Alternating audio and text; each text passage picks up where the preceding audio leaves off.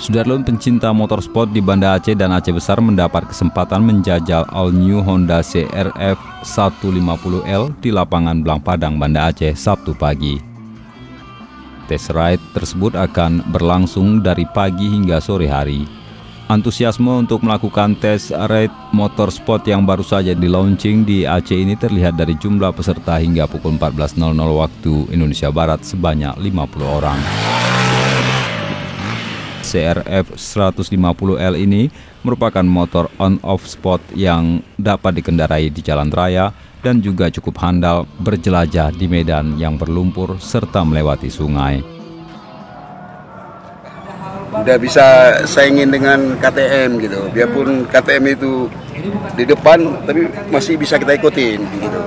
Itu nampaknya, tapi suspensinya udah sangat lembut dibandingkan dengan KLX itu jauh beda, sangat jauh ya. Menurut kami yang udah pengalaman, kami udah pernah main KLX, udah pernah main, misalnya udah pernah pakai CRF 230, CRF 230 dan yang belt up ya, 230 itu kan belt up. Ya ini kan produk kita nih ya, sangat lumayan, sangat bagus.